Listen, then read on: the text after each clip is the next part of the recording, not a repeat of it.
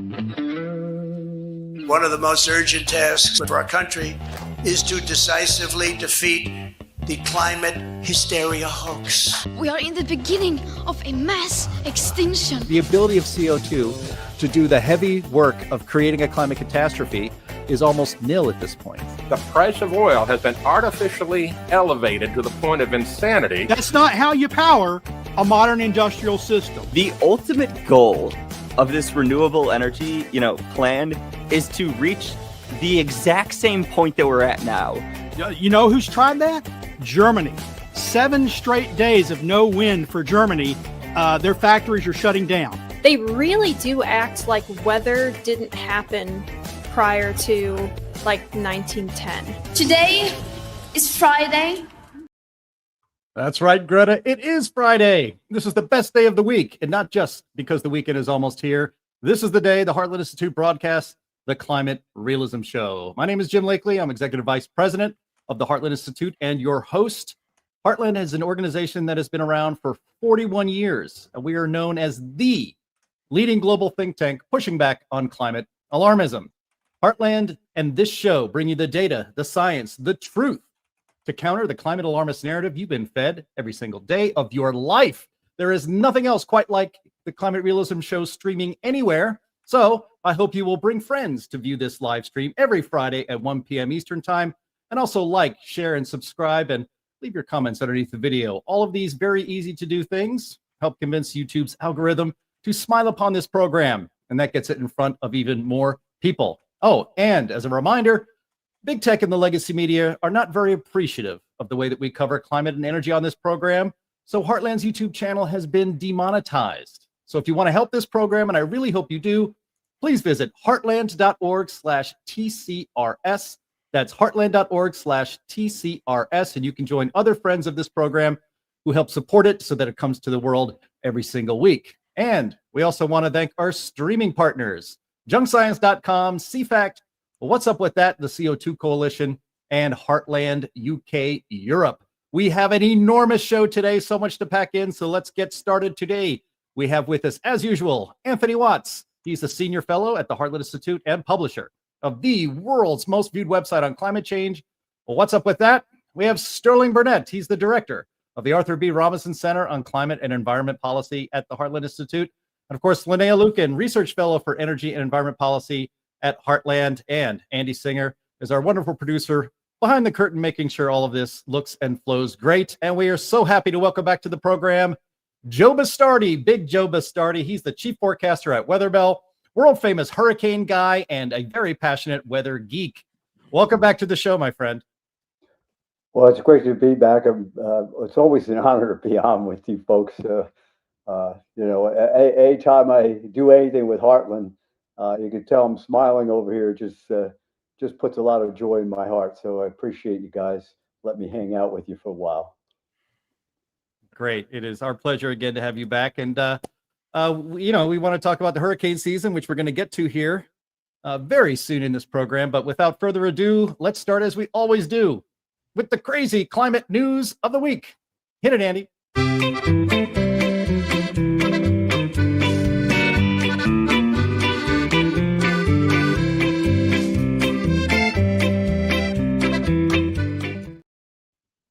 Yes. Thank you very much, Bill Nye. And so another climate nut turns out to be an arsonist. Andy, there's slide 3 on our slideshow today. If you want to put that up on the screen, Anthony Watts shared this with us this week.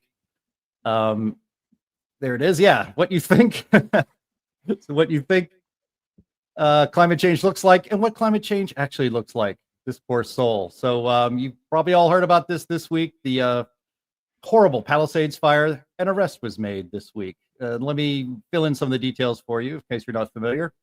This comes directly from our United States Department of Justice. On the evening of December 31st, 2024, Rinderknecht was working as an Uber driver. 2 passengers that he drove on separate trips between 10:15 p.m. and 11:15 p.m. That night later told law enforcement that they remembered Rinderknecht appeared agitated and angry. After dropping off a passenger in Pacific Palisades, Rinderknecht, who once lived in that neighborhood, drove towards Skull Rock Trailhead, parked his car, attempted to contact a former friend, and walked up the trail. He then used his iPhone to take videos at a nearby hilltop area and listen to a rap song to which he had listened repeatedly in the previous days and whose music video included things being lit on fire. At 12:12 a.m. on January 1st, 2025, environmental sensing platforms indicated the Lockman fire had begun. During the next few minutes, Rinderknecht called 911 several times but didn't get through because his iPhone was out of cell phone range. Rinderknecht then fled in his car, passing fire engines driving in the opposite direction. He then turned around and followed the fire engines back to the scene, driving at a high rate of speed. Rinderknecht walked up the same trail from earlier that night to watch the fire and the firefighters. Geolocation data from Rinderknecht's iPhone carrier showed that he was standing in a clearing 30 feet away from the fire as it rapidly grew. Now, this fellow is apparently also, he was going to have another story we're going to put up on the screen here from Breitbart.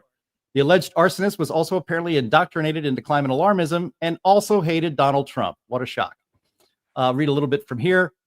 An exclusive report for the New York Post probed Rinderknecht's social media posts showing he allegedly ranted on Facebook about a coming eco-apocalypse while mocking President Trump and encouraging people to become vegans. One article he shared, quote, climate change will force a new American migration, unquote, from ProPublica, a left-wing outfit, even included a thumbnail showing wildfires raging across a California hillside neighborhood.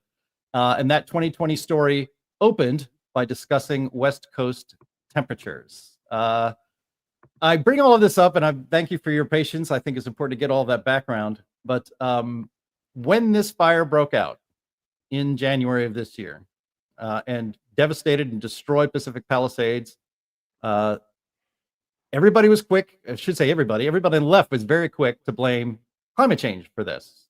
Slide 4, if you would, Andy, on the slideshow shows examples of the headlines that we saw back then, and that climate change had created all of these things. So, Linnea, I want to start with you. As I mentioned, Governor Gavin Newsom in California blamed climate change for this. Bernie Sanders blamed climate change for this.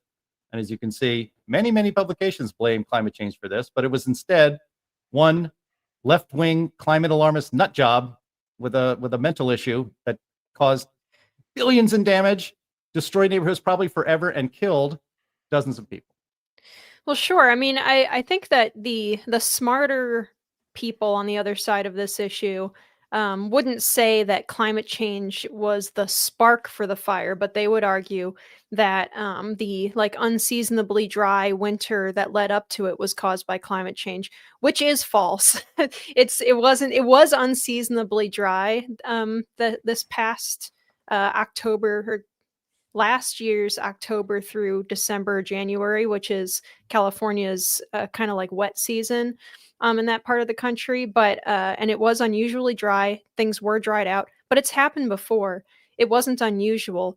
What ended up happening was this guy set a fire on the very same day that the perfect conditions for spreading a very severe wildfire were in place. They had a bad, what they call the Santa Ana winds that were kicking up. They had, a week or so without rain. So things were kind of dried out. And even if the entire season hadn't been less precipitation than they normally would get, even 1 week is plenty enough. Even just a couple days is plenty enough without rain to dry out the kind of scrubby grasses and stuff that they have there. So to blame this on long-term climate change is bunk. But I would say that I don't think that anybody thinks that the fire origin points are caused by climate change. But the spread of it, they'll try to claim is. There are a lot of other factors that went in. First off, you got to remember California is mostly desert. People live there where they didn't live in the numbers historically. It was one of the least populated regions in the entire country at European landfall because there wasn't water. So we've made the desert bloom like a rose with dams across west. That region had a couple of really good high moisture years previously, which meant a lot of brush grew up. Was not managed well, was not maintained, because California doesn't like to maintain things. They like to let nature take its course.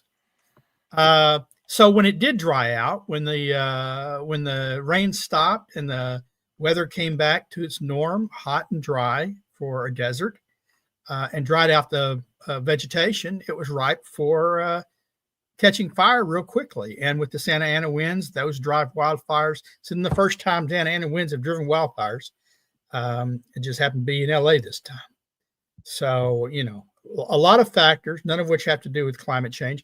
And what's interesting, you know, not interesting, sad here. A, he was a Democrat, a liberal radical Democrat. B, he was a climate alarmist, and yet he was the cause. And C, he's a vegan, so he's supposed to love animals. I wonder how many thousands of animals died as a result of his vile act. You know, and you know, I'm sure some deer died, you know, maybe some mountain lions, but also just lots of maybe endangered jumping mice that couldn't get away from the flames. Things that they've been trying to protect in California. He's out there destroying them while he's saying, "Oh, don't eat meat. That's cruel."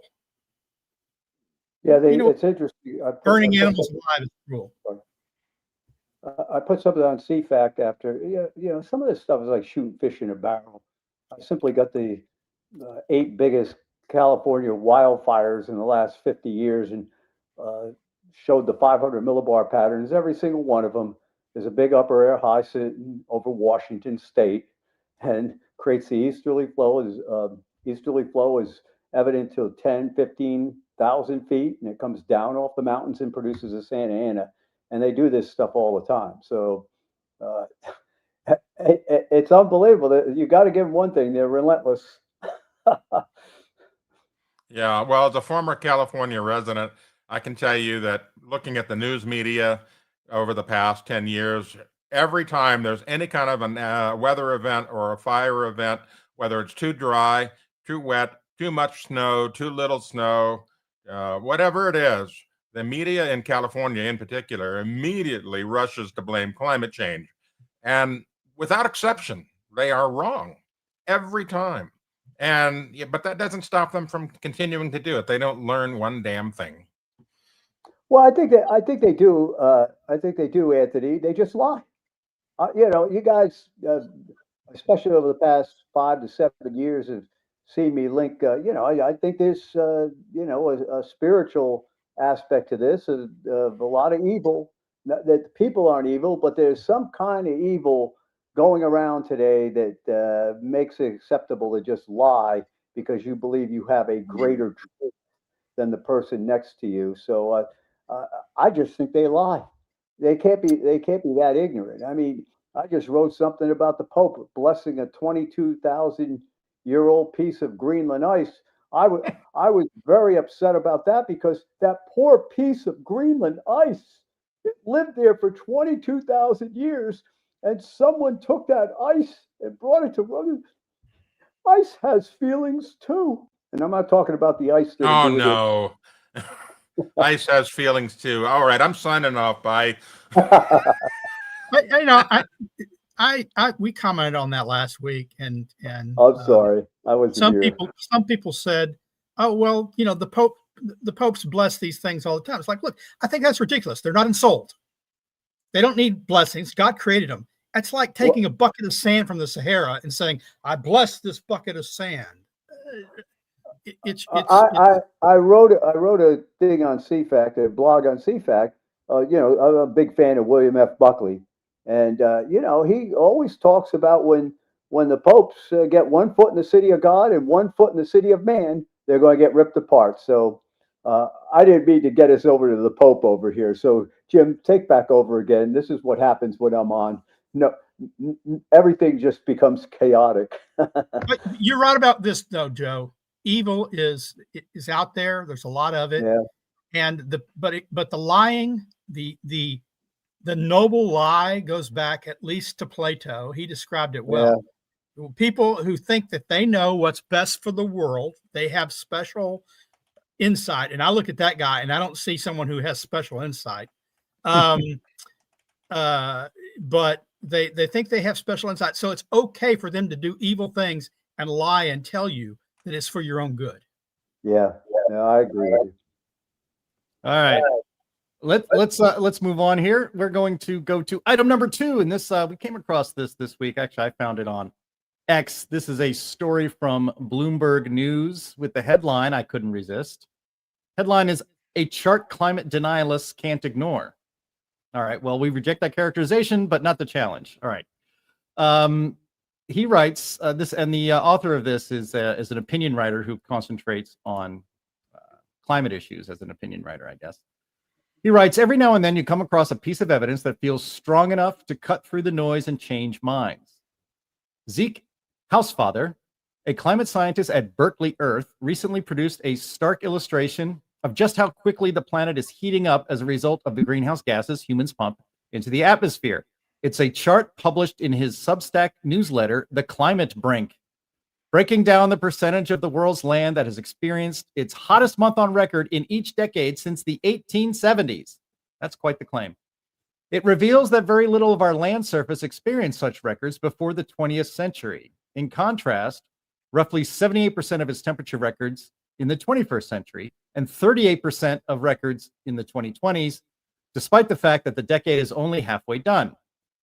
He writes, "Once more, with fewer numbers, the world is getting hotter and fast." And I think it might be the chart above that one, and he shows, and then he shows that one right there. So that's fine, Andy.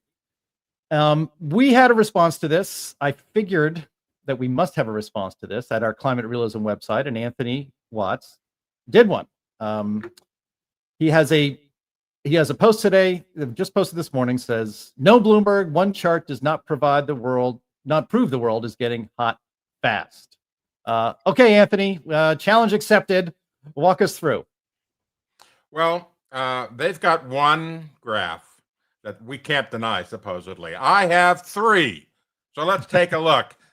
Let's scroll down a little bit, Andy. Let's go to the first graph. Scroll down. Keep going. There it is. Okay. So this is the annual heat wave index in the United States, and this is extracted from NOAA USHCN data. It was compiled by the EPA, and our World and Data also took that same data and put it together. And the bottom line is that in terms of heat waves in the United States, well, all of that occurred during the Dust Bowl period of the 1930s. And we are not seeing an increase in heat waves, which basically translates to a lack of new records and so forth too.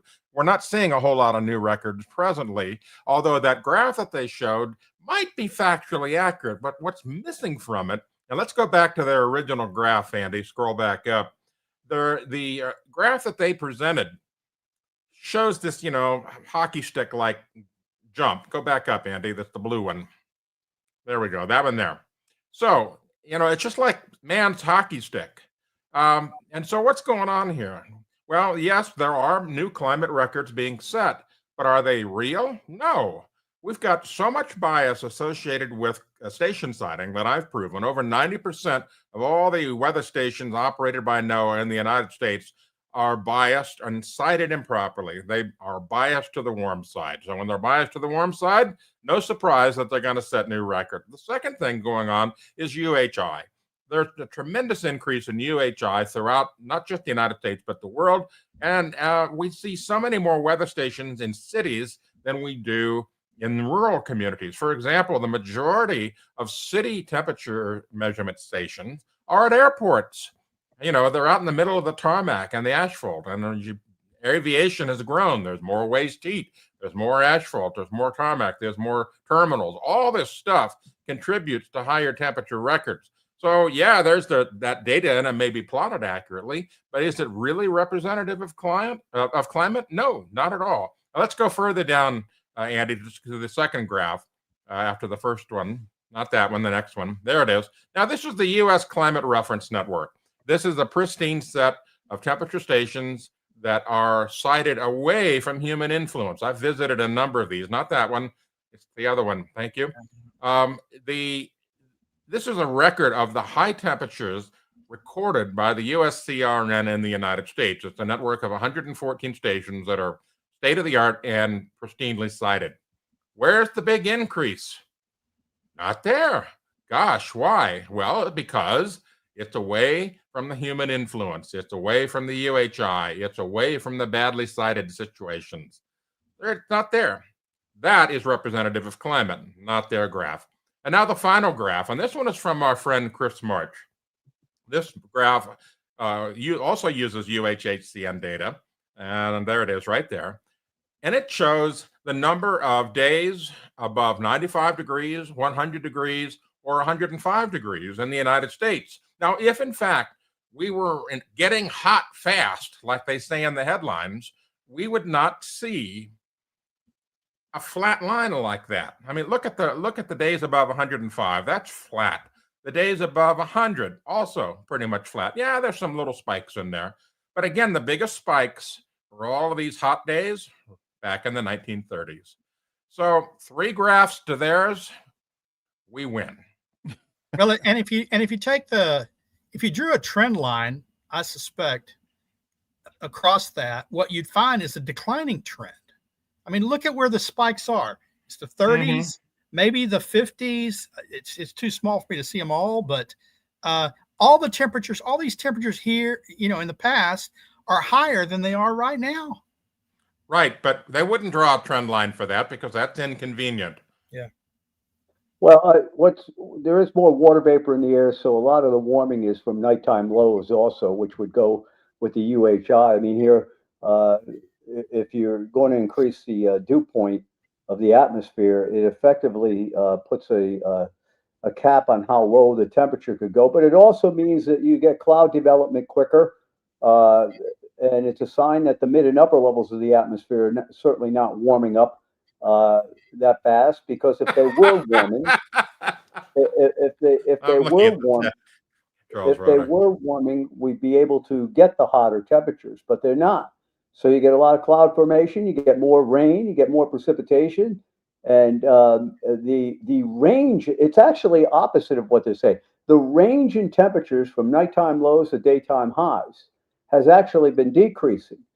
So you might have a higher mean temperature. And what they love to do is, as our good friend Chris March says, he said several times, I used to say it also, 60 degrees is not hot. 59 is not hot. They go, hottest ever. It was 59.4. And I'm like, who goes swimming at 59.4? So it's another one. And Coach Cale Sanderson here at Penn State has a saying, so what?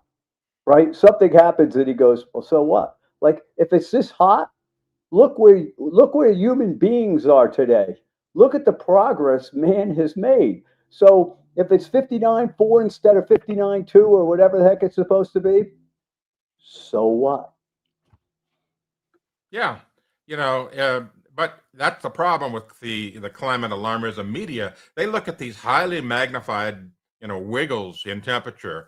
They look at these anomalies between 59.4 and 59.8, and they amplify that into graphs that shoot up. What's funny is our success as a planetary species. For instance, we have air conditioning. You're a Washington Post writer. You go into work at 7:30, it's 74, 75 degrees, dew point 69, and all right, you're in an air conditioning office all day. You come out, it's 92 over 74. You go, oh my gosh, this is unbelievable how hot it is, right? Same person working in the 1950s with no air conditioning, right? Yep. It's so what? So a lot of this is because we acclimate ourselves to the nice, cooler conditions in our buildings that fossil fuels have helped produce. And then we come out and start screaming about how hot it is. I have climate anxiety. I can't stand it. I'm going to get in my car. The windows that weren't even rolled down. It's just a terrible, terrible burden that we all have to continue to bear as human beings because of 0.2 or 3 Celsius warmer than what it was 15 years ago or whatever. It's horrible. It's a horrible thing. Indeed. All right. Well, good commentary and good debunking of that, Anthony Watts. And you can go to climaterealism.com. That's our website that has stories just like that every single week that debunk what you see in the mainstream media with actual facts and not alarmism. All right, let's go to our next story. Are inhalers causing climate change? This comes from CBS News. Headline: Inhalers produce as much carbon emissions as over 500,000 cars each year. Study finds. I'll read from it here. I'll read it here for you guys. Inhalers that provide fast-acting treatment for people with certain respiratory conditions and are contributing to greenhouse gas emissions, which can worsen both climate change and the conditions themselves, according to new research.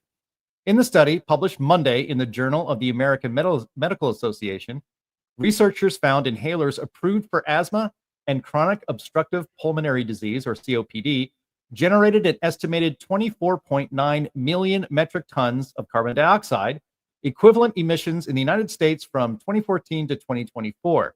This is the equivalent to the emissions of about 530,000 gas-powered cars each year, according to the study. Quote, scaled across tens of millions of inhalers dispensed annually, these emissions drive global warming, exacerbating the very respiratory conditions inhalers are meant to relieve. Authors of a supplemental editorial note of the findings. 28 million Americans have asthma and 34 million have chronic lung disease, according to the Asthma and Allergy Foundation of America.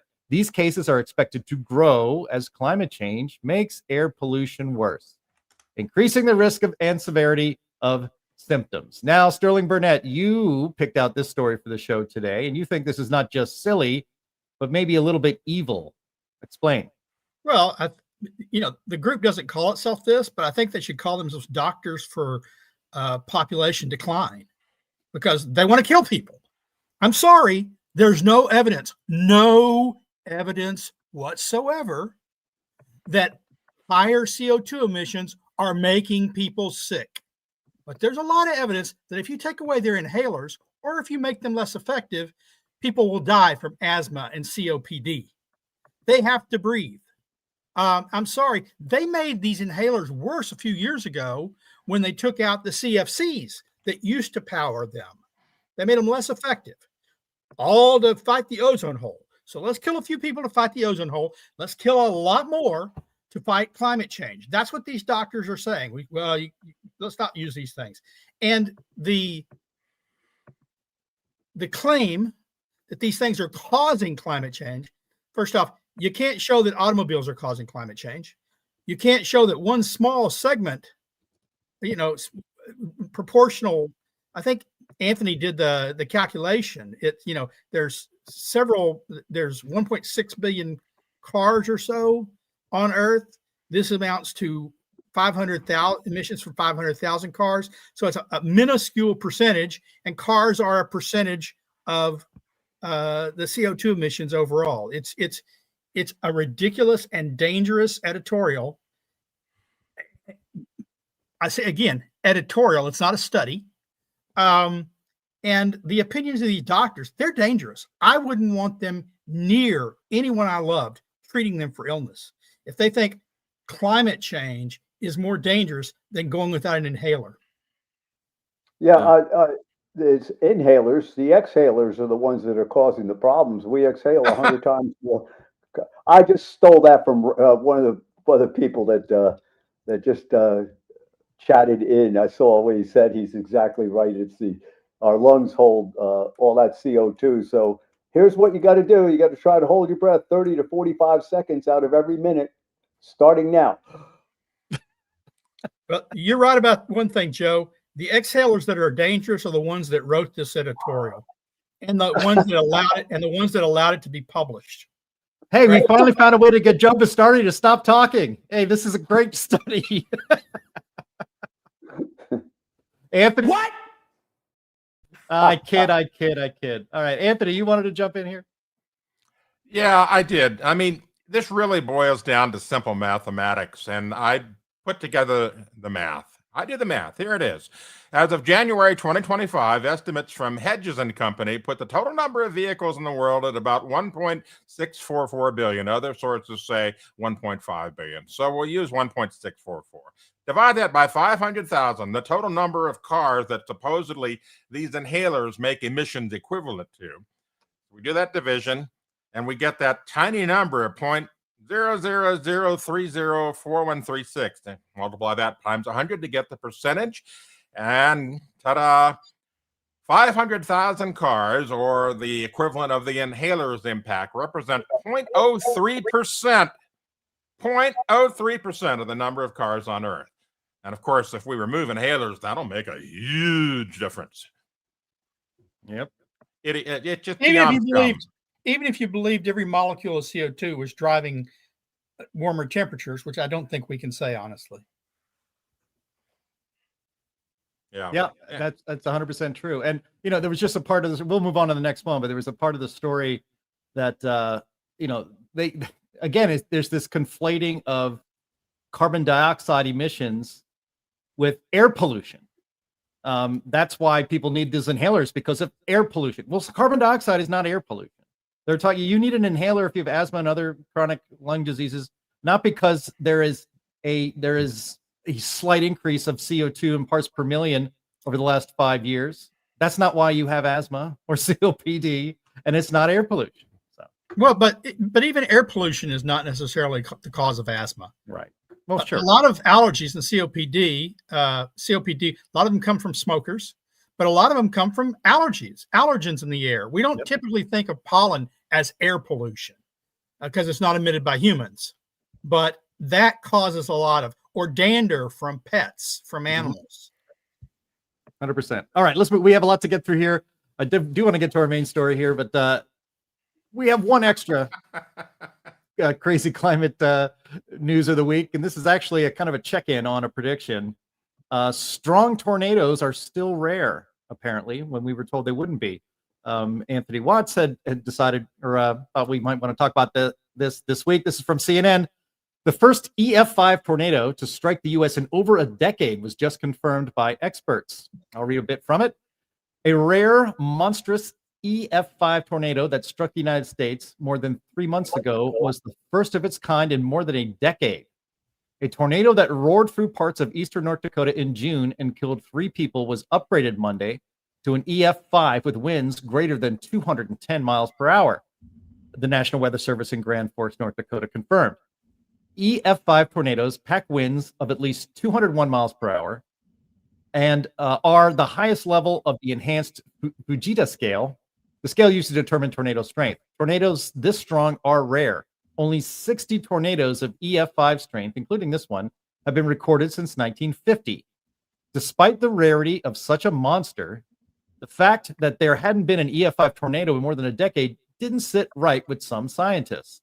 A study released in August dove into this so-called EF5 tornado drought and posited the lack of these high-end ratings had more to do with potentially imbalanced damage to the rating scale than the power of the twisters themselves.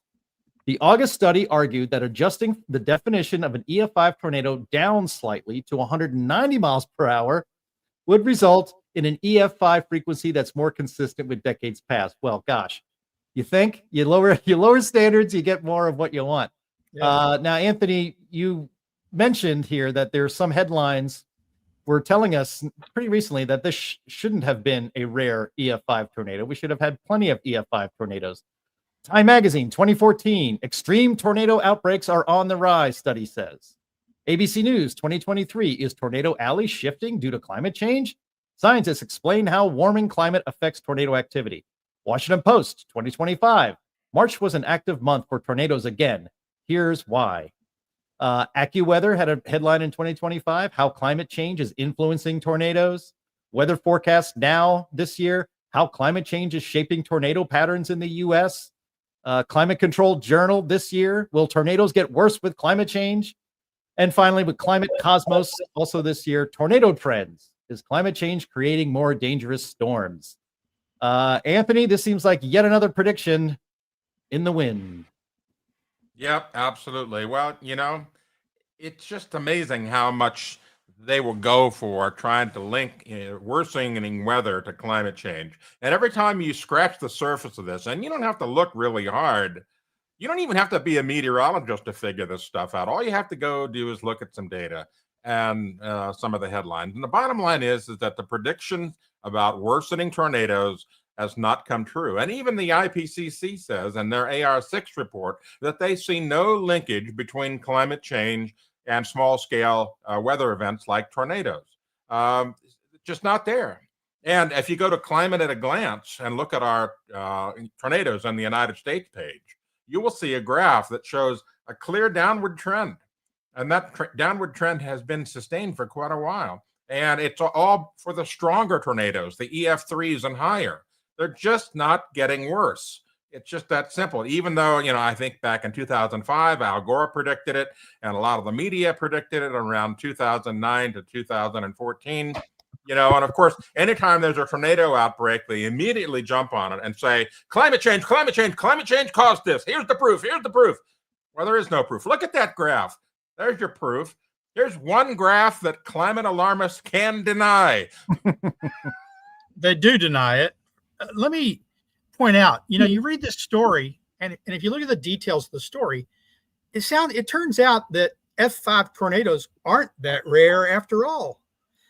60 since 1950. So that's 60 over 75 years. It's not quite an F5 a year, but it's more than an F5 every 2 years by a long margin. And so what we've had here is a real F5 drought. That means that it was 59 over 65 years. That doesn't sound that rare. They're just making and they want to fix it. We don't like the fact that it's rare. So how do we fix it? Like Jim says, you lower the standards. You want more people to make it in the elite military, you lower their standards. You want more people that are unfit to make it as firefighters, you lower the standards. Well, you want more alarm, you want more climate alarm, you lower the standards for F5 tornadoes. Joe Bastardi, welcome back. Linnea, also welcome back.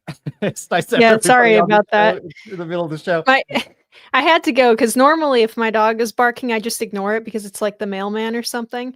But she was barking in a particular way that the last time I heard her bark like that was when my neighbor's dog was in my yard killing my chickens. Oh. So I had to go look. There was nothing. It was, of course, nothing, but she was extremely upset. Oh, good. The chickens are safe for now. All right. Joe Yep. Bastardi, do you want to say anything about this tornado story we've been talking about right now? Well, I'm speechless because they do this all the time. It's the same thing. Like, where the heck did the data come in for Hurricane Audrey, which was a Category 4 hurricane in June, and then all of a sudden, 75 years later, we found out it was a Category 3 hurricane. So they adjust stuff. We just had a record, by the way. They named a storm at 45 degrees north in the North Atlantic, and the climate alarmists are going to say this is a hurricane, a tropical storm, a subtropical storm. They're going to say, look at that, 45 degrees north. The darn water temperature there is 60 degrees. So they do this stuff.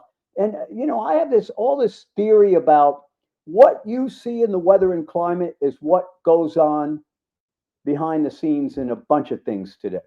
That, this whole authoritarian thing, and we have the official idea. I don't care if it's ClimateGate, or I shouldn't say ClimateGate, Russiagate, or whatever gate it is, Hunter Biden's laptop. There's always some kind of manipulation going on. And the key to propaganda, folks, is always telling an element of the truth, but making sure the entire picture is hidden, right? So you just dwell on the one thing that might be true or might not be true. I got to tell you something. A lot of this stuff I actually laugh at it today, but the problem is they're not going away, these people. And if you get a situation where the politics of the country turn again, they're coming full blast again with all this stuff. But in the meantime, a lot of this is quite amusing to me. Right. Well, that's why we call it Crazy Climate News of the Week, Joe. It is. It's like you put this stuff on Gutfeld show, Crazy Climate News. I'm just serious. It is nuts. Yep. All right. Well, that does it for that. We're going to get into our main topic today, and which is why we have renowned hurricane expert Joe Bastardi on with us today. But before we get into that, I want to make an announcement here that the Heartland Institute has a second edition of our best-selling Climate at a Glance book. Little shameless plug here. you can go, maybe Andy can bring it up on screen. There's an Amazon page for it. And it was today, Anthony Watts has been hitting refresh on the Amazon page all day. And we saw that we were number 1 in the climatology category as of this morning. So among all books on the climate category, Climate at a Glance, second edition, 40 facts on prominent climate topics is number 1. It's one of the number 1 new releases, and it's number 1 in climate. It is, if you actually, what's fun is if you go to the page, you can see that our book is right there next to a book of one Michael Mann. And he, I am certain, Michael Mann, is also refreshing his Amazon page over and over and over again, because he just released that book last week. And it must burn him and make his brain hurt to see our book right there next to his. So, and above his in many categories. Yep, there it is. Yep, see, there it is. You can get to Climate at a Glance, 40 prominent topics at Amazon.com.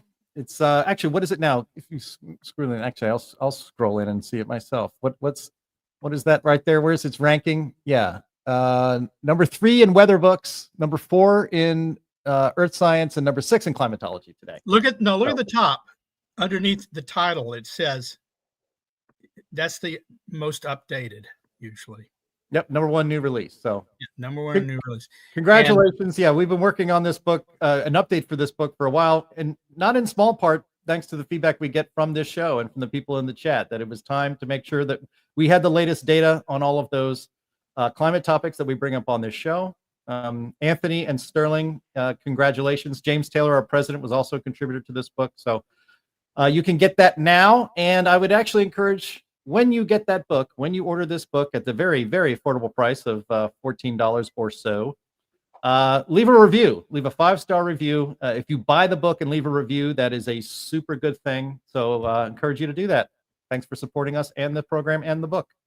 Yeah, and I would like to add that when you get the book, on the inside cover, there is a QR code where you can scan your phone, and it'll send you to a link where you can download a free digital PDF copy of the book. And then you can proceed to email that copy to all the people that think you're crazy for doubting climate change. Yep. Yeah, I know what that's like to be pushing the button when I release the weaponization of weather. The Saturday morning that after I released, I guess I was on Tucker Carlson's show on a Friday night or something like that. It was number 23 in the world, 1 behind Michelle Obama's book. And I kept pushing the button to see, please, God, just let me get like 1 ranking above Michelle Obama. But it was not to be. Well, you can always dream. Yep. Should have had you on the show to help promote it. You would have made it. You would have made it with our help, Joe. All right. I actually am writing another. I keep trying to start to write another book, not about climate. It's called For the Love of the Weather, or Thank God for the Weather, or something like that. But it's like that. Senator Kennedy, the guy from Louisiana, has the book out and stuff. That's how it's going to be. It's going to be all funny stories, or all the stories are going to be true. Some are going to be bizarre about all the different things I've encountered in this journey that God's blessed me with. It's just, I sometimes I think about it, I go, how wild is this? A geek. I've been a geek since I'm a little kid, and look what actually happened. It was pretty cool. That's great. All right. So go to Amazon.com, Climate at a Glance, second edition, 40 facts. You will not regret it. It's a very good book. Very easy to read, and actually a very good reference manual as well for any argument you may get into with friends or family over the holidays on climate. All right, let's get to our main topic for today, and that is the hurricane season. We've been hinting at doing this for quite a while now, and it's about time, because we've been running. Well, maybe when a big hurricane hits the United States, we'll bring on somebody like Joe or our friend Stan Goldenberg to come on, 2 of our favorite hurricane experts. Stan couldn't make it this week. Not that you were second choice, Joe. I'm just saying we were going to have both of you on again. But we thought it's time to go over the hurricane season, because you can bring up the Wikipedia page. This is, Andy, please. This is, I suppose, the one time we can trust Wikipedia. They do have an easy to follow summary of the 2025 hurricane season. And just two storms formed in September, Gabrielle and Umberto. Neither made landfall in the United States. And in fact, September was the first hurricane-free September for hurricane landfall in the United States in 10 years. There are many forecasting organizations, and the predictions of hurricanes this year ranges from 10 to 18 named storms, 6 to 10 hurricanes, and 2 to 5 major storms. So far this year, according to the Wikipedia page here, and I have no reason to doubt it, it's just simple adding up. We've had 10 named storms, 4 hurricanes, and 3 big ones. So, Joe, you are the world's foremost hurricane historian. But before we get into the past, what's happening in the present? Why the heck haven't we had a hurricane hit the United States yet? Well, first of all, this numbers game, I think, is a joke that we play every year with how many storms there are going to be and all this. Most of them, even the worst years, more storms are out in the middle of the Atlantic than they are hitting the United States. And it's just an exercise in how many bunch of theologians, how many angels you can stick on the head of a needle. I don't like playing that game as far as numbers go. I have to play it because everybody wants a forecast. We had 14 to 18. We had 5 to 9 hurricanes or whatever. I forget what it was. I actually had a smaller range because 10 to 18 storms. I mean, come on. Like, it was like Michael Mann one year had 23 to 41 or whatever the heck he had. I'm like, you can't make a range that big, So but what we've always pioneered at WeatherBELL is impact. December 7th, 2023, put out Hurricane Season from Hell. Had the red zone, and you saw where all those tracks went. This year, we felt it was going to be the Central Gulf out into the Atlantic near Bermuda. That's where we had our red zone. And what's going on so far is it's probably shifted east, that red zone, that area where we're seeing the highest amount of ACE. It's about 400 to 500 miles to the east of where we put the red zone. So we had 4 to 6 impact, what we call impact storms, 2 or 3 of them hurricanes, 1 or 2 major. So obviously that forecast is overdone. The problem is the Madden-Julian oscillation is rotating into phases 2 and 3 here over the next 10 to 15 days. And you still have the opportunity of these late season storms. I tell people all the time, look at 1985 when you had Hurricane Juan hit Louisiana the last week of October. And then Kate came in and hit Florida on November 15th and 16th.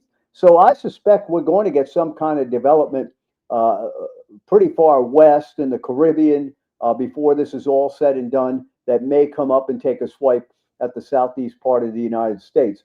But look, the overall, what you're seeing in the Atlantic, the chickens coming home to roost, all right? And I've been trying to get the attention of the weather and climate community for 20 years about what's been going on in the Western Pacific. The Western Pacific Basin, which is home to 60% of the Northern Hemisphere ACE index, has only had 2 years out of the last 20 above normal. Everything is collapsed in the Western Pacific. And that is very, very important because if you're going to play the climate game with this kind of thing, you don't just look at the Atlantic. The Atlantic is a very small ocean compared to the entirety of the Pacific. So what we've seen this year is, again, the Western Pacific is down. A lot of the way the atmosphere is trying to balance that out is in the Eastern Pacific, where the ACE index is actually a bit above normal. Then we go into the Atlantic, and the Atlantic's a bit below normal. But you get a late season storm like a Mitch, or what was it? What was the hurricane in? I guess it was 1931 in the Caribbean, which broke the ACE record in, I guess it was in November. It was an unbelievable storm. How strong that storm was so long. Then all of a sudden you're seeing it's above average as far as that goes. But the numbers, this number every year, it's a red herring. What do you care if there's 20 storms and none of them hit the United States? Or this year, we just had our 11th storm named this morning. Unbelievable. They're naming storms at 45 degrees north where the sea surface temperatures are 60 degrees. Now, it looks like a tropical storm because it is a warm core system within a cold atmosphere.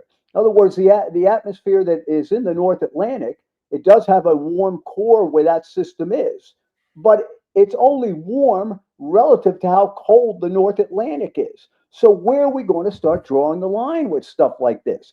In the meantime, well, just a second. In the meantime, 2.5 weeks ago, we had a storm come from water that was 83 degrees off the North Carolina coast, go drop some houses into the ocean in North Carolina, went into Virginia Beach with an eye, and no one names it. So, the inconsistencies are tough. What do I tell my clients? You got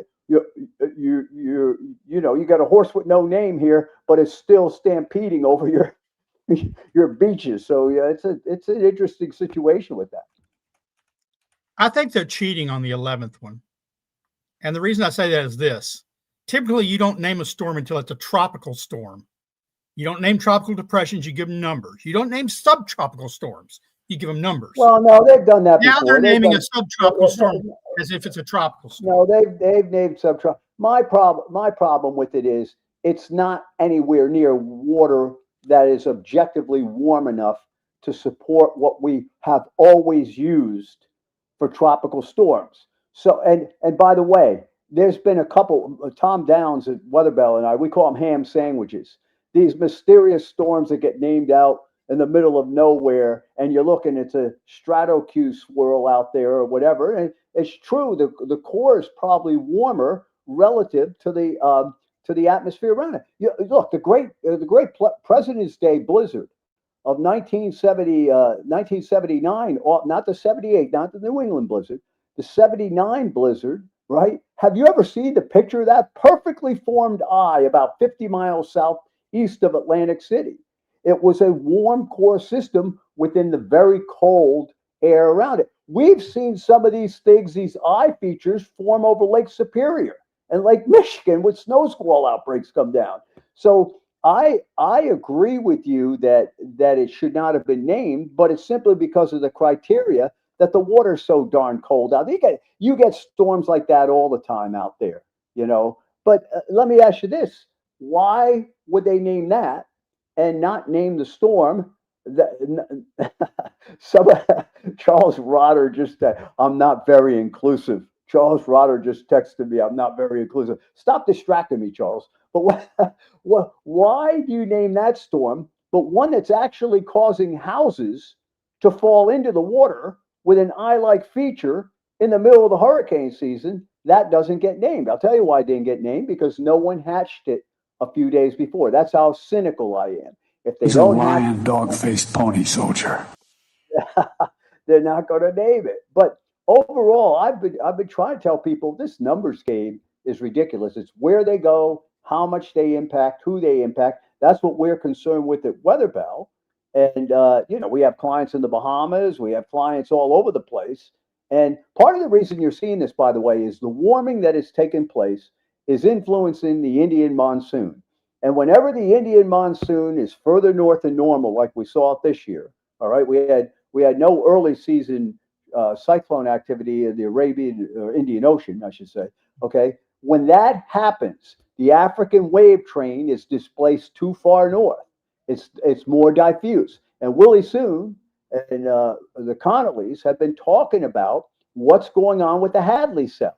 The Hadley cell has been weaker than normal. So what we're seeing, folks, is a spreading out of the entire energy picture. We're not seeing the incubation of energy in the deep tropics anymore. You understand that? So what the climate people don't understand is two things. One, if you're going to talk globally about it, let's talk globally.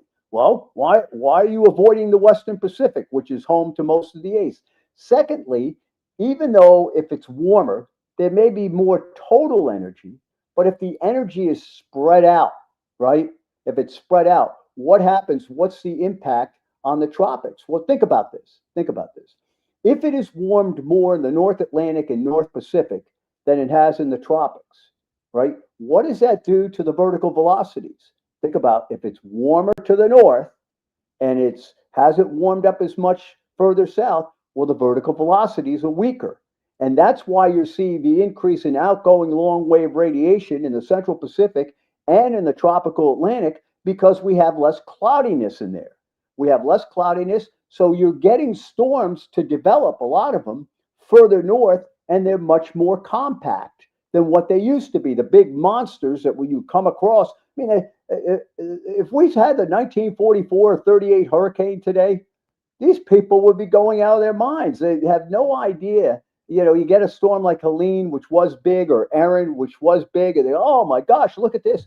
Those storms used to be relatively commonplace back in a colder time because where they developed, they could focus the energy better rather than having to develop further north like we've been seeing. You know, a lot of the hurricanes that hit the United States are not even hurricanes 3 days before. They rapidly intensify because they're very compact relative to the big storms that we saw before. Yeah, well, we have Anthony. You just pulled a Jim. I know. I'm sorry. I had ear problems. I think the thing to talk about here is the fact that the climate change is killing the Hadley cell. Let's make that the big banner thing now, right? Well, that's interesting, Anthony, that you bring that up because what's happening is, look, none of us deny that the climate changes. They are living on analogs. Okay, I'm looking at this hurricane season. I said, Joe, for the last 10 years on blogs, you've been talking about what's going on in the Pacific. You knew that it had to try to come to the Atlantic because the atmosphere is always trying to balance out, and yet you missed it. And see, I'm very good. I believe I have a lot of talent that when I'm corrected, I generally absorb the punishment and then I don't get fooled again, right?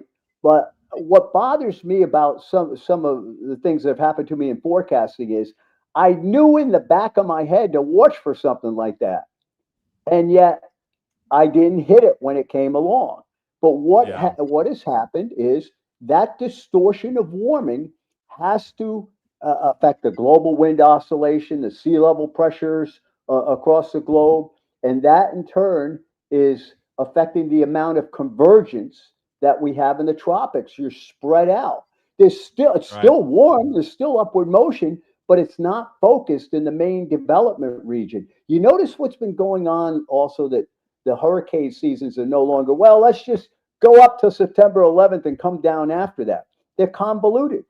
The two big storms last year came, or two of the big storms last year, we shut down for a while and then we came back up late. And the reason that's happening is because when the atmosphere begins to cool, like in the autumn season, and the mid and upper levels of the atmosphere is still warm, what you're doing is you're actually getting a mechanism to try to focus the heat.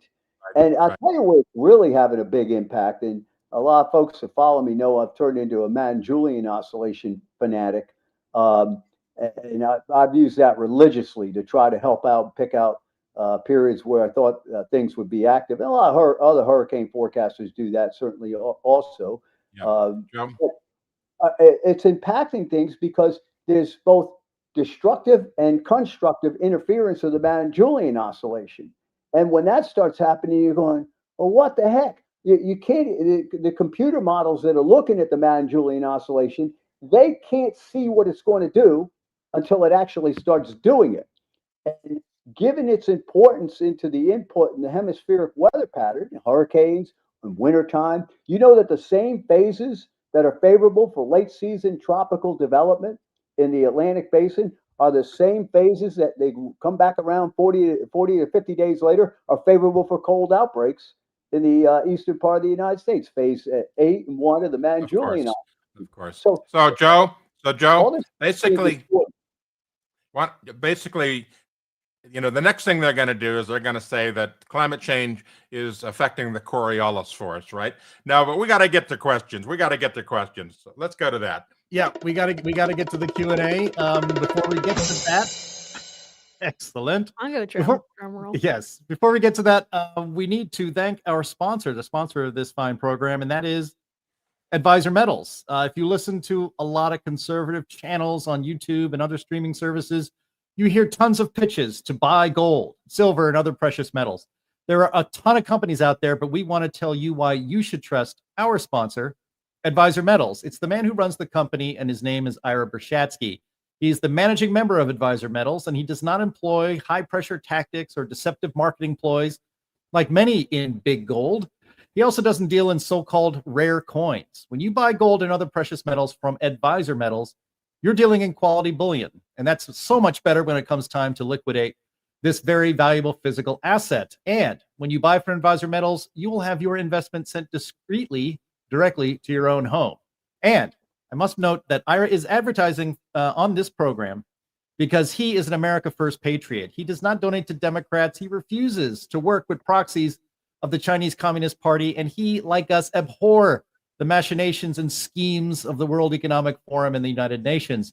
We are very proud to have Advisor Metals as a sponsor. So if you want to diversify your investment portfolio, if you want to back up your IRA with real physical bullion of precious metals, please go to climaterealismshow.com/metals. You can leave your information there, and Ira or one of his team will get in contact with you and make the entire process very easy. Again, go to climaterealismshow.com/metals, and also be sure to tell them who sent you, because that helps us and this show while you're helping your financial future. Again, climaterealismshow.com/metals. All right. It is time for Q&A. Take it over, Linnea.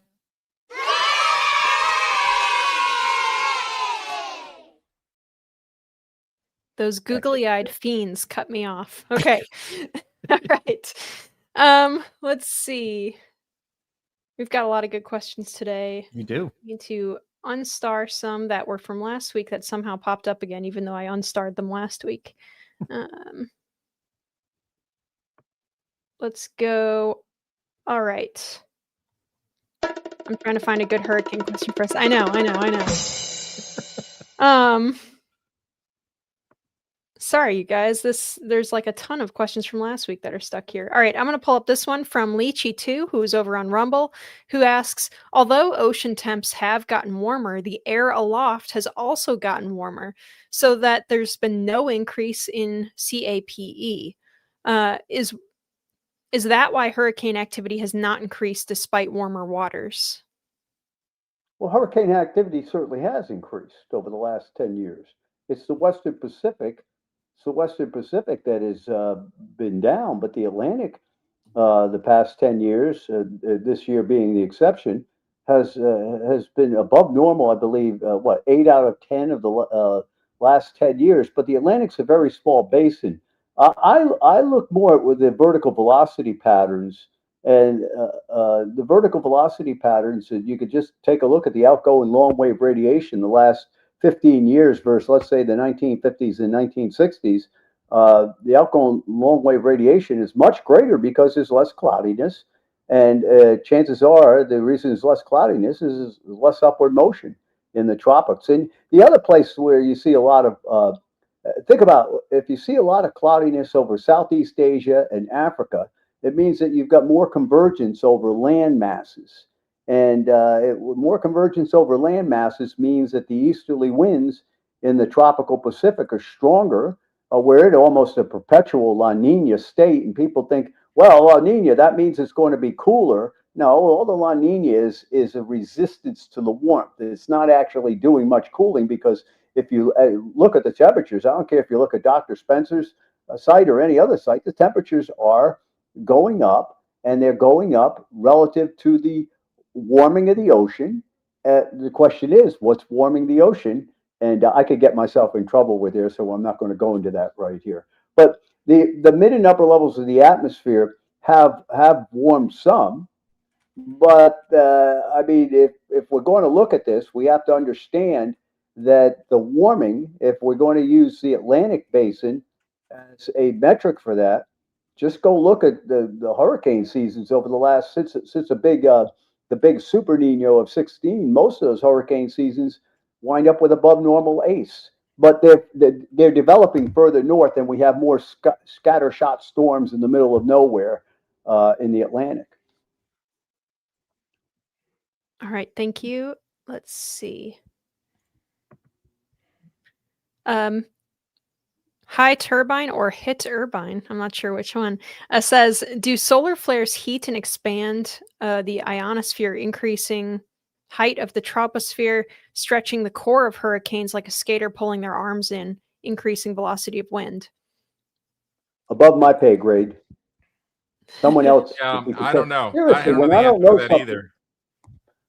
when I don't know something, I say I don't know. I mean, there's so many things I don't know that well, I know a lot less than I do know. Put it that way. So I don't have any answer for that. I'm not sure if anyone on this team knows the exact answer to this one, but I can give a shot at it. So Montana Joe asks, weren't the Quebec fires from last year or maybe 2 years ago started by climate wackos? So I think, there are a lot of arsonists out there. The majority of fires that end up being wildfires are caused by human beings, but it's usually not arson, like intentional arson. Usually it's someone dragging a chain behind a truck and it lights brush on the side of the road, or somebody like dumps out hot coals when they're grilling or something and it lights the field on fire. It's that kind of thing. However, I do think that if I recall, there were some arsonists involved in the Quebec fires, Yep, specifically from last year, 2 years There ago. there were some arson. There were some arsonists. There were some, like you said, most of the fires that humans set are accidental. Lit cigarette tossed, campfire gets out of control or isn't put out properly. You also get some lightning fires every year. And I'm sure that some of the fires in Canada were also set by lightning. What made them so bad was that they have had decades of fewer than normal fires, had a lot of buildup. They stopped logging entirely, almost in Canada. I mean, well, not entirely, but over large portions of Canada, it's protected.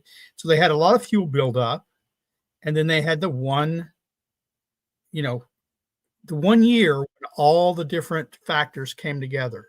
Drought, after multiple years of good moisture, high temperatures, and then you have the spark, whether it was arson, accident, or lightning fire.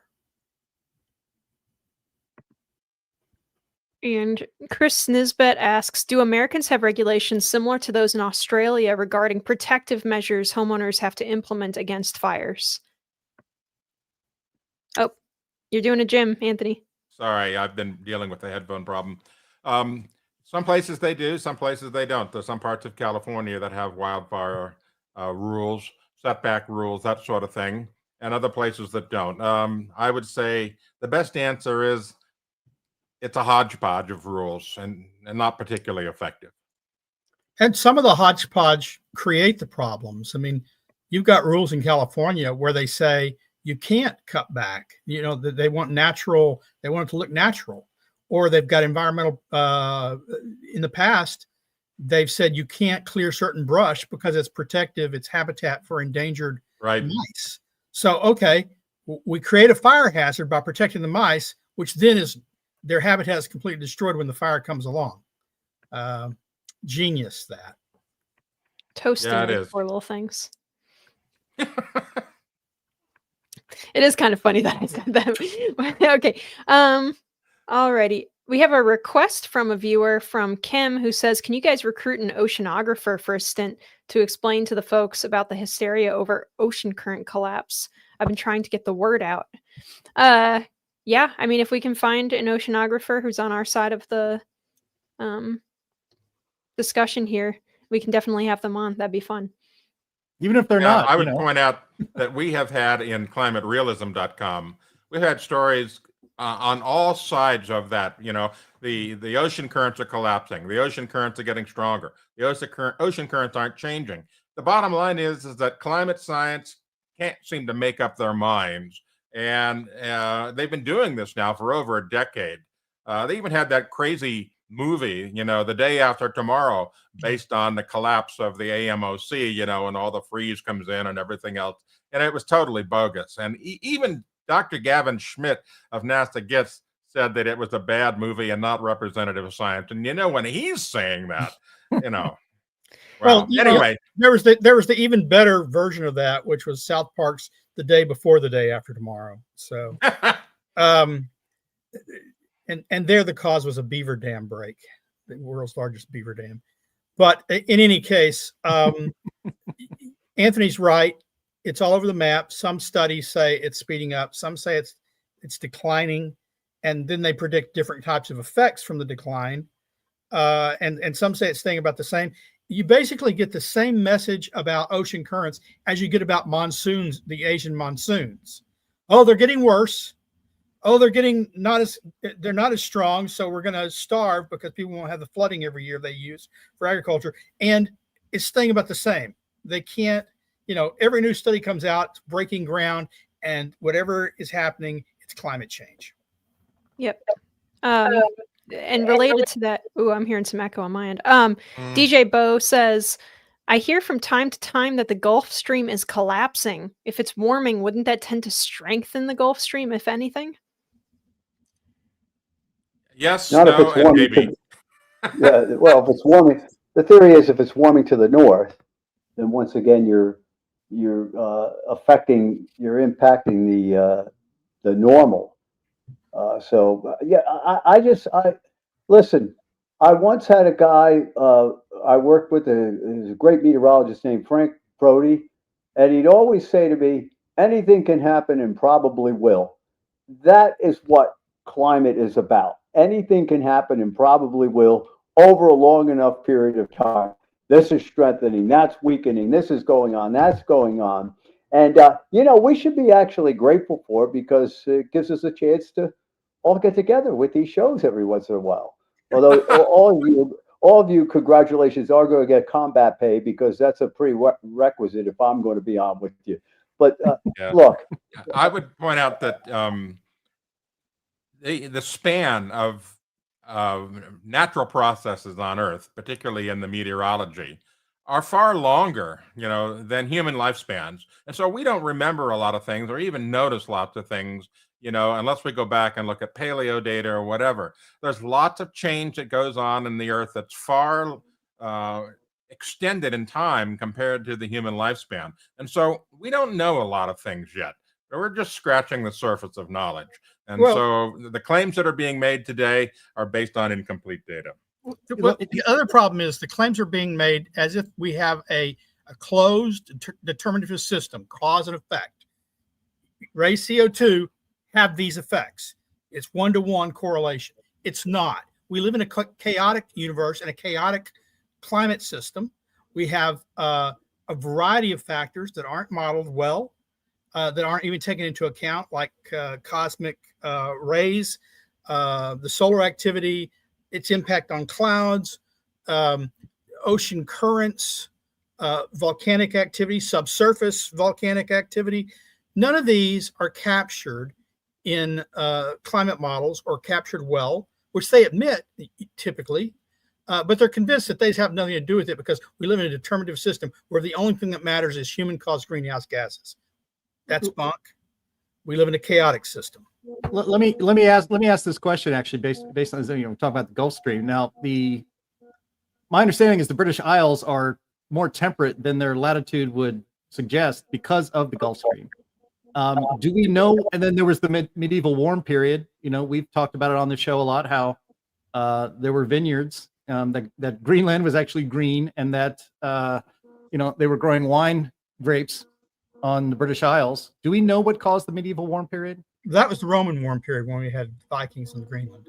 Okay, but still, do we has anyone come up with an answer for why? This goes to what you were talking about, Anthony, on how weather and climate changes far extend beyond human knowledge and all of that. So do we know what caused those warming periods in the past? We know it wasn't SUVs and coal-fired power plants. I suspect it's the same thing that's causing it now. The oceans warming the way they are set up certain patterns. If you watch every day, for instance, on WeatherBELL, we have a computer generated global temperature. All right. If you ever watch that computer generated global temperature, whenever Western Europe and the UK and Northern Africa and that area is above normal, you'll see spikes of the global temperature. So what I believe has happened is you may have a very similar setup now with the oceans as he did, during these warm periods. Because, if you went to Penn State, the one thing we always looked at Penn State was what was going on in Europe. Because if we see Europe get real cold, we know, okay, the trough's going to try to come into the eastern part of the United States. If you see Europe get warm, we had a saying, ridge in Spain, warm up and rain. The models would be saying, oh, big snowstorms coming, not with that ridge centered over Western Europe like that. So looking back at those periods, you may have had a La Nina base state. What do I mean by a La Nina base state? It means that Asia, the Western Pacific, Western Europe are quite warm. This increases the easterlies in the Pacific Ocean. And if you look at what happens a lot of times when there are La Ninas going on, I'm not talking about the real strong ones, you'll see a lot of very warm weather in Western Europe, a lot of very warm weather in the eastern part of the United States. So just something I'm throwing out there just because of observation. Well, one of the things that they say probably contributed to the depths of the Little Ice Age is the Maunder minimum, the really extended period But of that's after the warm period. Yeah, that's after the warm period. So see, there's also the idea that the atmosphere will react different warm coming off a cold. Like if you look at the models this year, seven out of we're in October now, 7 out of 10 of the months. If you look at the European the month before, it was out of touch on what was going to happen the following month. It would always turn out much cooler than what it had. I hadn't seen that happen. Usually the models, oh, they look warm, they're going to be warmer. That's been a different story this year. And I wonder if the drop off in global temperature and to some extent the water vapor that we see going on now as we come off Tonga and the strong El Nino a couple of years ago may be having some impact the other way. There's a fascinating winter coming up, folks. We've just had a major stratospheric warming event in September over the South Pole, and these are correlated with cold winters in the United States. They're also correlated, believe it or not, with a lack of hurricane activity to some degree. I was looking at this, I was going, oh my gosh, I never even thought about that. I'm going to have to think about it now. Watching the South Pole in September. Alrighty, I'm gonna pull Wow. up a question from a viewer that I have not seen in our chat before. He could have been in here before, but I like to try and get to the people who are new. So welcome Wayne Weidman, who says, who does the so-called global average temperature? Are the data and calculations open for public scrutiny? I'm wondering if they consistently use the same methods all the time. Well, first of all, let me just say so before. It's a horrible metric. John Kerr has been yelling about this. God rest his soul. He said what we should be quantifying, if we want to quantify it, is wet bulb temperatures, better still, saturation mixing ratios, because they'll go right to the source. The source is how much water vapor there is, right? Rather than the global temperature. It does exist. I know there are people that say, well, it doesn't. It does, but what does it really mean? I think it's a third-rate metric as far as that goes. So someone else take it. Well, the bottom line is that the data is available publicly. The calculations, not so much. Here's the problem. There's a black box that goes on at NOAA. Now, NOAA, the National Oceanic and Atmospheric Administration, collects all of the data in the United States, but also collects all of the global data, and they produce something called the Global Historical Climatology Network, GHCN. Now, the problem that we've got is that they have published what we do to the data to adjust it and correct it, but we never get to see the code that goes on. There's a black box. And this black box basically is something that runs on their supercomputers. Well, it doesn't need to these days. Back when they first started doing it, yeah, you needed a supercomputer, but now you can run it on a desktop PC. The problem is we have never been able to test their code to see if, in fact, their code is doing it right. And what we have observed is that there seems to be a continuous warm bias associated with every adjustment that they do to the temperature data, from the raw temperature data up to the final published data that they distribute. Now, add to that there are several entities out there, such as NASA, yes, CRU in the UK. We've got BEST in Berkeley. We have the Japan Meteorological Agency. All these different entities are taking this data and then adding their own secret sauce to it and then producing their own version of global temperature. None of them match. They are somewhat close at times, but they don't match. So what's the real temperature? I have no freaking idea, and neither do they. And add to that, Anthony, what we've discovered in the last few years is that so much of the measured temperature data comes from stations that don't even exist anymore. Yeah, but it's got to be caught out publishing temperature data from no station at all. So has about 30% of some of the U.S. stations have either moved to new locations and they just pretend it's the same place, or they just don't exist anymore. They were closed. Yeah, but it's got to be warming up. Look, you can't. Joe, your camera's gone a bit tilt your monitor down. You're cut off. Camera. Yeah, you're like Tim Allen's neighbor in Home Improvement over there. Yeah. Listen, you can't run from the sea surface temperatures. You can't run from it. I mean, people, so we don't know if it's warming. Yes, it's warming up. It's warming up disproportionately, because if you look at the relationship saturation mixing ratios, you'll find that there is a correlation between water vapor and temperatures, and it's much greater where it's cold. So the distribution of temperature is explained by the water vapor. The increase of water vapor, it can be explained by the increase in sea surface temperatures. So it comes down to what's actually warming the ocean. I refuse to believe that CO2 has any major impact that we can measure on the ocean temperature. Therefore, circle back to water vapor. Water vapor is the key. And look, I'm biased toward my professors. I'm biased toward the tropics. I'm biased to all these guys that came before, my dad, John Kerr, Bill Gray, all of them. So I realize what my bias is, but I'm going to speak it anyway. Oceans, oceans, oceans, tropics, tropics, tropics. That's what I think where the shooting match is. And no one wants to quantify the water vapor. How about that? Well, let's measure CO2, but don't go quantifying the water vapor. I did a blog on CFACT, a little chit chat with Grok about water vapor, and I actually got him to admit, or whatever it is, that as a standalone, if you just say, just like these people want to make CO2 a standalone, if you make water vapor a standalone, then guess what? It's responsible for almost all the warming you've seen in the last 50 years.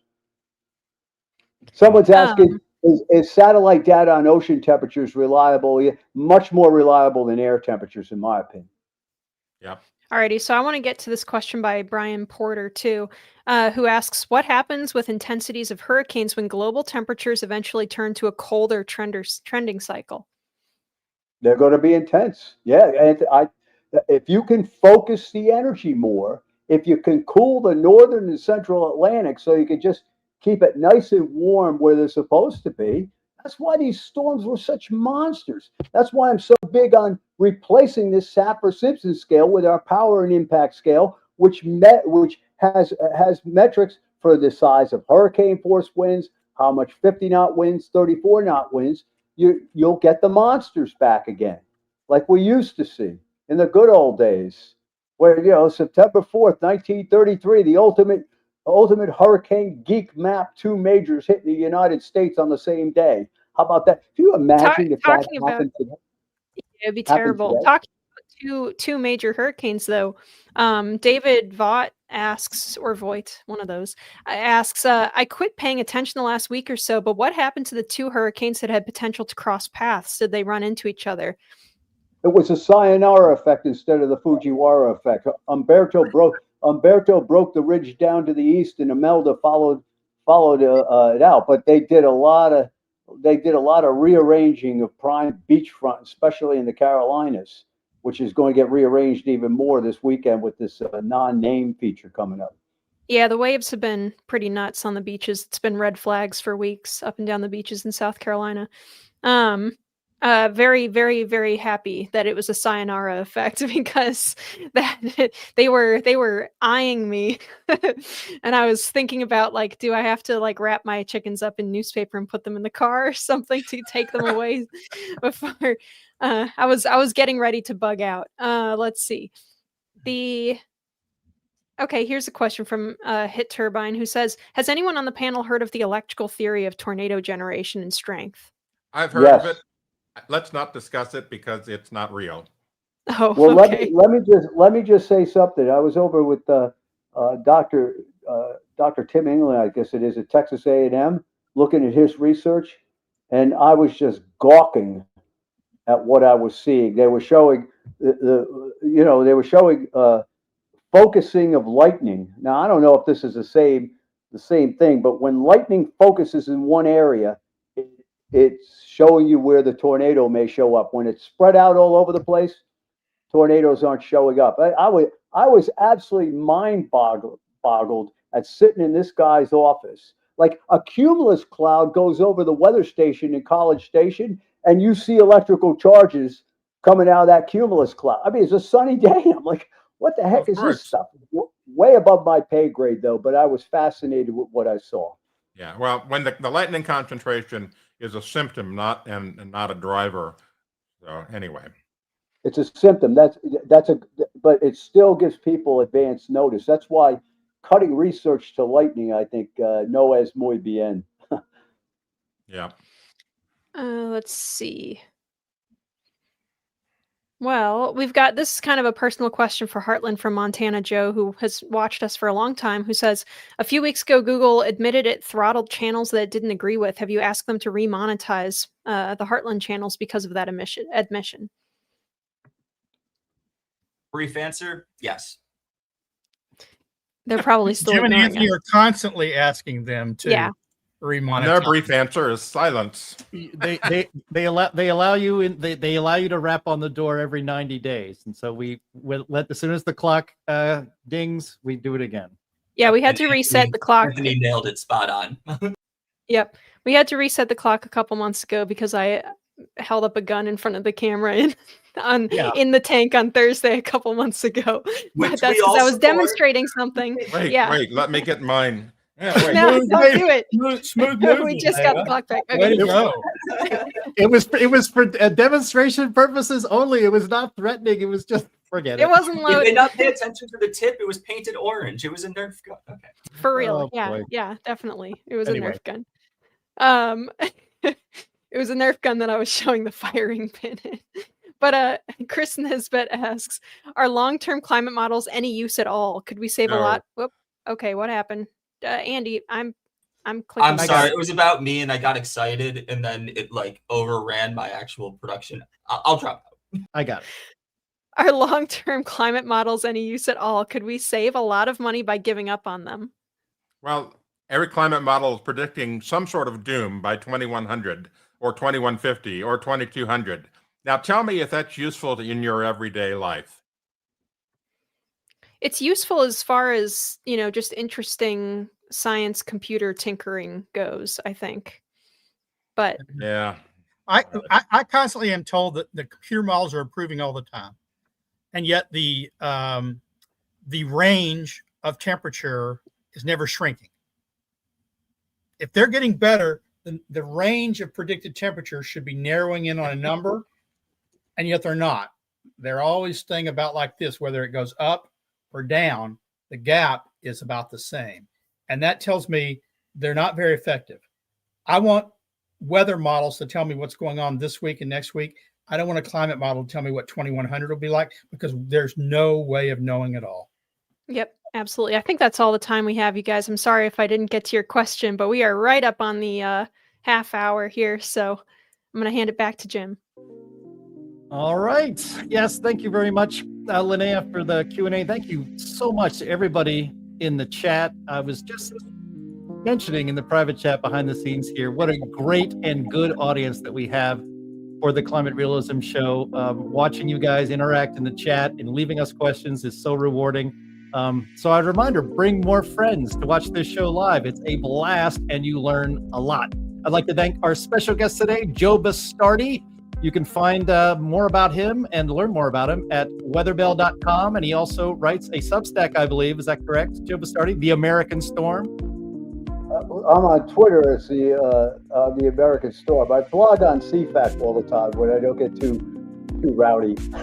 Yeah, when they let you in there, when you calm down. Yeah. So yeah, that reminds me to actually thank our streaming partners, one of which is CFACT, which Joe Bastardi is affiliated with, plus junkscience.com, the CO2 Coalition, Climate Depot, What's Up With That, and Heartland UK Europe. Thank you, Andy, for producing so wonderfully behind the scenes. And please visit climaterealism.com, climateataglance.com, and get your copy of Climate at a Glance 2nd edition at amazon.com. And always visit heartland.org, where you can subscribe to Sterling Burnett's Climate Change Weekly newsletter. Thank you all again for being here with us this week, and we will talk to you next week. Bye-bye.